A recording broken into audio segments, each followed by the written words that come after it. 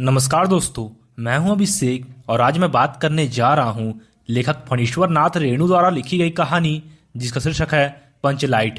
लेखक ने इस कहानी के माध्यम से ग्रामीण वातावरण का चित्रण करते हुए ग्रामवासियों के मनोवैज्ञानिक की वास्तविक झलक प्रस्तुत की है। तो चलिए दोस्तों, शुरू से इस कहानी को समझने की कोशिश करते हैं।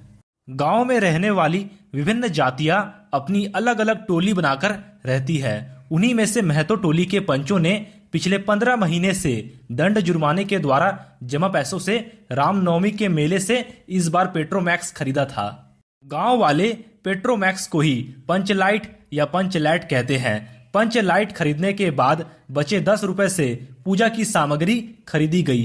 पंचलाइट को देखने के लिए टोले के सभी बालक, औरतें और मर्द इकट्ठे हो गए और सरदार ने अपनी पत्नी को आदेश दिया कि वह इसके पूजा पाठ का प्रबंध करे। महतो टोली के सभी लोग पंचलैट के आने से अत्यधिक उत्साहित है, लेकिन उनके सामने एक बड़ी समस्या यह आ गई कि पंचलैट जलाएगा कौन, क्योंकि किसी भी व्यक्ति को पंचलैट जलाना नहीं आता था। महतो टोली के किसी भी घर में अभी तक ढिबरी नहीं जलाई गई थी, क्योंकि सभी लोग पंचलैट की रोशनी को ही चारों ओर फैला हुआ देखना चाहते थे।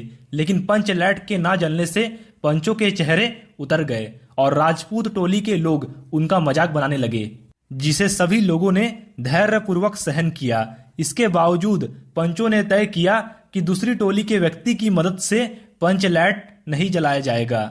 इधर गुलरी काकी की बेटी मुनरी गोधन से प्रेम करती थी और उसे पता था कि गोधन को पंचलैट जलाना आता है, लेकिन पंचायत ने गोधन का हुक्का पानी बंद कर रखा था। इसके बाद मुनरी ने अपनी सहेली कनेली को और कनेली ने यह सूचना सरदार तक पहुंचा दी कि गोधन को पंचलैट जलाना आता है। फिर सभी पंचों ने सोच विचार करके अंत में यह निर्णय लिया कि गोधन को बुलाकर उसी से पंचलैट जलवाया जाए।